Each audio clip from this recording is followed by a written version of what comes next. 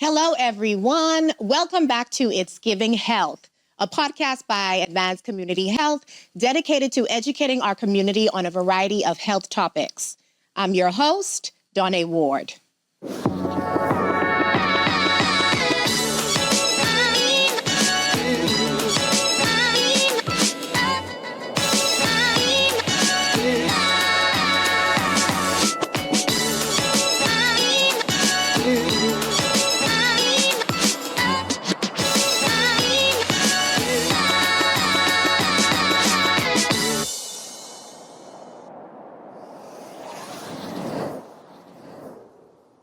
In today's episode, we are talking about men.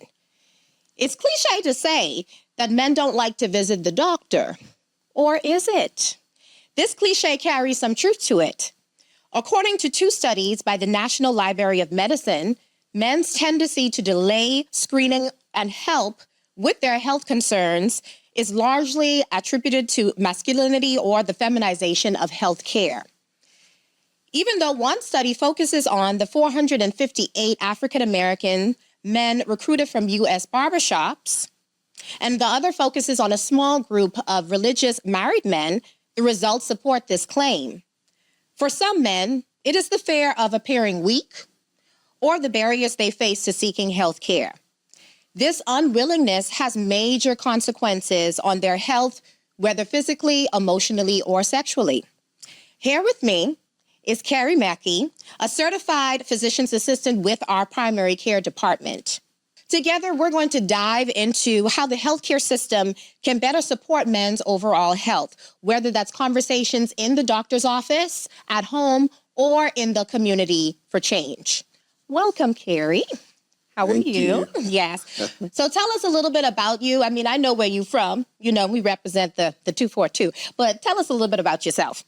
All righty. So my name is Dr. Carrie Mackey. I am from Nassau, Bahamas. I am a advanced practice provider with advanced community working in the primary care setting. I also have experience in psychiatry and mental health. I've been doing that for about 8 years now. I have a doctorate from the University of Lynchburg for medical sciences in global health and emergency management solution as well. And I did my PA studies at the University of Arkansas for medical sciences. Okay, all right. So let's dive right in. Let's start with the definition. What do we mean when we talk about a patriarchal society or masculinity in the context of health? Gotcha. So definition-wise, we're talking about a social structure where male dominance kind of concedes and carries out, norms for health and wellness in individuals. Okay. So in your experience as a provider, how do these societal expectations or this masculinity, how does this show up in the exam room? A lot of times it shows up as resistance, or a reluctance, to open up and to convey personal concerns to the medical provider. You see that a lot of times in patients and individuals. They come and they don't tell the full picture or the full story of what's going on. Either out of, like I said, some resistance, opening up, or feeling weak per se. Okay. So I got more stats now. So according to the American Cancer Society, prostate cancer is the leading cause of cancer death in men, with an estimated 1 in 8 men being diagnosed with prostate cancer in their lifetime. So what's something that you're seeing in this patient population? Yeah, I think, we are seeing, despite clear guidelines, right, 12.5% is pretty alarming rate. We're seeing people still not, triaging into medical practices and facilities to get their screening done. So preventative medicine isn't happening the way that it's supposed to happen. And people are allowing these conditions to progress to a place where they're either more difficult to treat or untreatable by delaying their care. That delay. So how do screenings for prostate or colon cancer play a role in preventative care? Like, why is it so important for us to prioritize these tests, even when they're feeling healthy? Yeah, and so, preventative medicine, I'm sure you've heard before, prevention is better than the cure, right? That's what I believe. Yeah, and so, we know medically and statistically around 50 is when a lot of people get diagnosed with prostate cancer. A lot of times it's a little bit early if there's a strong familial or genetic history associated with it. And so in screening, typically, we can detect cancers very early in individuals before they're symptomatic. And if an individual is symptomatic, then we know that their progression of disease is further along and more difficult to treat. So if we do early screenings before, or around 50 or before, if there's a family history, we can catch these conditions when they're most susceptible to treatment, and we can delay mortality associated with prostate cancer specifically. So it's almost like they're feeling really good. They're like, well, if I don't know, then I don't know. Exactly. And I don't need to know, right? And that's one of the reasons why people don't go and get tested in the first place, right? It's fear of, if I'm doing okay and now you tell me I got this illness all of a sudden, I'm not doing well anymore. Right. People like to do well, so they don't want to find out they have a disease or an illness. Makes sense. So this is, and I definitely wanted to talk about this because both of us being from the Bahamas, right. What role does that cultural upbringing play in how men experience or respond to illness? What are some differences you've probably seen like back home versus like the U.S. healthcare system? Yeah, I think, our cultural roots, tend to shape many different things in our life, and medicine isn't excluded from that. It shapes how we respond to illness even, right? So we go back to this masculinity or this theme of masculinity, having something wrong with you per se is perceived as a weakness, right? It takes away from the masculinity that's associated with it. And it's no difference, really in the Bahamas versus, in the U.S. I think, that masculinity approaches, is the same. I think, there's a little bit more stoicism in Caribbean nations in general, in a lot of the Latin countries. We kind of promote that, and it's talked about since, from you're a child, boys don't cry, different things of that nature. And so I think the biggest contrast that I see is the access to medicine and the access to care. In the Bahamas, I think in a lot of areas, there's, limited specialist providers, especially, for urology or prostate doctors in the Bahamas. You see a lot less of that. It's here in the U.S., and it's prevalent, especially, in the more urban and developed areas. And so I feel like over here, a lot of times in the U.S., it's more of a choice as opposed to access of medicine. Right. So people are just choosing not to go They to got the that doctor in access a lot of instances here. Yeah. So was what I even found, like when I think about like my family, the men in my family or the men that I know, like friends, it's all about once they have their money, like they're successful. They're not really prioritizing their health, right? So, right. And health is wealth, So if you are unhealthy, that money that you have, you're starting to spend it all of a sudden on doctor's visits when it's too late. When if you prevented this, you could have reserved a little bit of your coins for yourself. Exactly. So even like in terms of generations, have you noticed generational differences in how like younger versus older men deal with their health or just being vulnerable in general? Yeah, I think older men, most definitely are a little bit more stoic in their approach. I think we see vulnerability, as a threat to our identity, as an older individual. I think, one good thing I can say with the younger generation is that they are a lot more vulnerable and open to discussing, their mental health and their mental issues. They set boundaries. They're not. That's right. And so I think it plays a significant role. The more reserved you are, the more, chauvinistic and machismo that you are in a lot of instances, the less likely you are to kind of like open up to your providers. And we see that, especially in terms of, the emotional well-being of individuals. Younger people are coming forward talking about their issues. And because they're talking about them, now we can address them, Yeah. And do you think that society plays a role in that where like maybe more society has helped younger people lean into being more in tune with their mental health or speaking up as opposed to like, I guess, the older generation? Yeah, I definitely think so. I think there's a cultural identification now where, it is cool and it's okay for you to kind of say, hey, I'm not doing okay right now. Yeah. Whereas, back in the day, if you went and told someone I'm not doing okay, they tell you, get your Georgie Bunny together, get your stuff together. Get it together. Get it together. Right. Okay. So then shifting gears a little bit, how do common sexual health concerns like erectile dysfunction and orgasmic disorders, how does that impact overall well-being and confidence in men? Right. Yeah, I mean, you should ask that question about the difference between the Bahamas and the U.S. because I know back home that's something where if you have issues in in your male health department, it's one of those things you're not going to talk about. They ain't talking about that. They ain't talking about that. And so I think I see that to a degree here as well. When people it brings some sense of shame and guilt. And, a lot of people don't realize it's a more common issue than we know of, and there are many different options and treatment modalities that can help people with orgasmic issues or erectile dysfunction issues. And if they sought out treatment for it, it could restore a sense of self-esteem and a sense of pride. Because when there are issues and they aren't addressed, people tend to kind of either overwork themselves.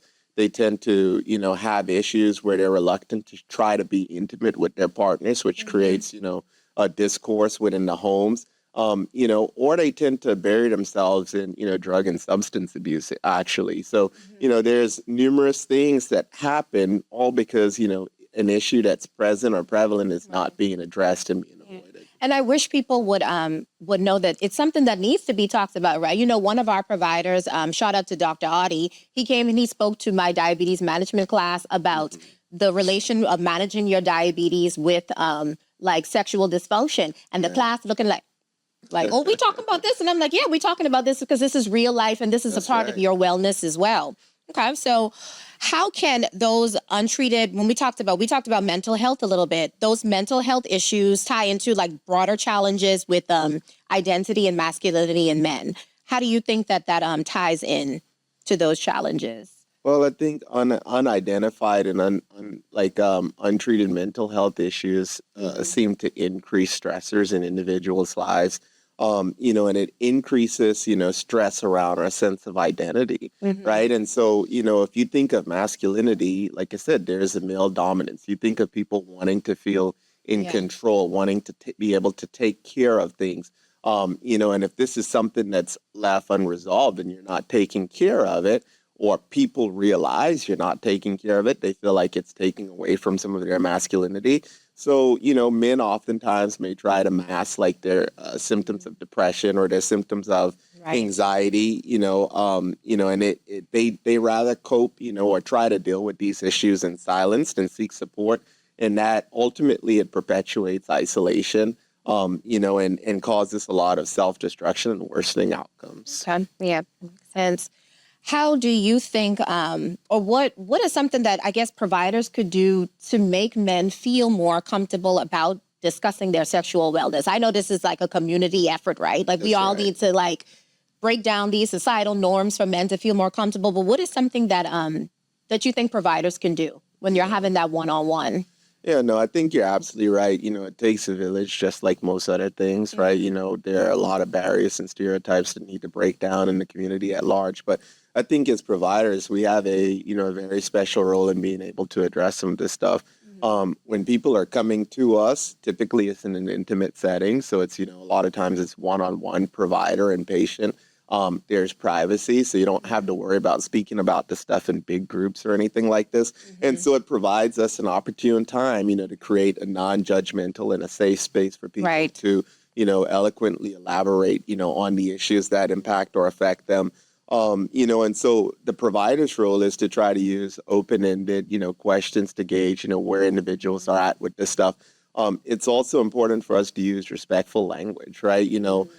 If you're calling their erectile dysfunction, can get it up. Or if you're calling it something that, is demoralizing to them, they're not going to want to open up. So I think if we use the correct, contextualization of their specific issue and we make them feel more comfortable about talking about it, and we show more empathy, it would help, relieve or alleviate some of the burden that comes with communicating around these issues. And if we share with them, once again, that this is more of a common issue, that this actually happens. If we normalize it, it will help to reduce a lot of the shame, and disgust that they may have within themselves about, having these conversations in the first place. So I think the biggest thing that we can do as providers is to encourage open, conversation regarding it. Okay. So the next question I have, self-care is a buzzword. When people think self-care, though, they just seeing women doing some yoga, getting the nails done and stuff. So how do we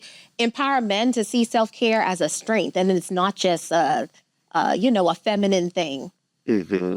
Yeah, I think that's the biggest thing, and you go back to masculinity, right? We're viewed as the providers, right? A lot of times, I'm guilty of it myself. We don't worry about if we're okay or if we're good. Long as the wife is good, the kids are good, the house is taken care of, we feel like we're doing our role, and that's how we're rewarded. And at the end of the day, we look at our, at our hands and our feet, and we don't go get pampered, right? We got oil under our fingers from changing the brakes. We got everything else, outside of, self-care, self-wellness.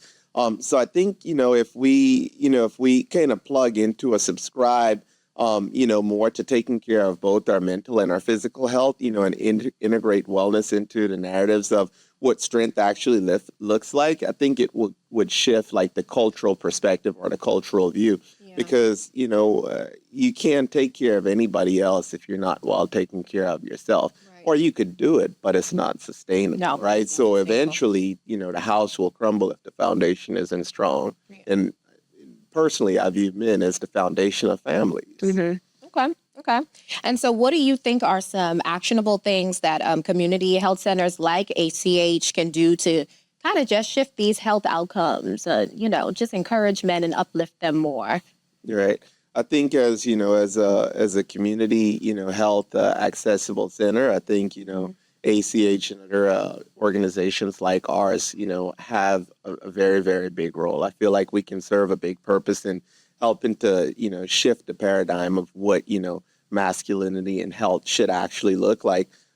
We talk a lot of times, or oftentimes we talk about, the men aren't coming to us, right? So why can't we go to them? Right? And so you alluded to earlier a study that was done in barbershops. Most men going to barbershops, right? That's true. So let's go to the barbershops, right? You alluded to faith-based centers, right? You have a lot of men that, are out in their different religious communities or outfits. Why can't we go to the religious communities and outfits? So I feel like if we go to the, barbershops, the workspaces, the faith centers where they're at, we can meet them where they are, and we can have these discussions, and bring these discussions to them. I think if providers specifically, are trained more in like gender sensitive communication, I think that would be helpful as well. Okay. And if we, just start to create this normalization of, preventative care as empowerment instead of weakness, I think that can drive the long-term impact of, reducing, this idea of toxic or masculinity, equating to not going and getting medical help, and shift it into masculinity being taken care of, your physical health and mental health. I like that you mentioned meeting people where they are, because I do feel like in the health and wellness field, that is what we are called to do. And outreach is important. Like you say, we can't be in our bubble. We have to go to where people are. So yes, thank you so much. Carrie, thank you for this conversation, your time, your expertise, you know what I mean? And being from the 242. Okay. Definitely got to represent. Exactly. So for our listeners, we hope you left with a better understanding of men's health. And you're also willing to, jump in and see how we could break down these societal norms. If you are looking for a healthcare home, Advanced Community Health is going to welcome you with open arms. We have board-certified specialists waiting to help you. If you have more questions or would like to schedule an appointment, please contact us at 919-833-3111. As a reminder, you can catch us every third Thursday for a new episode of It's Giving Health. You can find us on Apple Podcasts, Spotify, YouTube, and Podbean. Subscribe to Advanced Community Health at advancedchc.org to stay up to date on all of the latest episodes. I am your host, Donnae Ward. And I am your guest, Dr. Carrie Mackey. And it's Giving Health.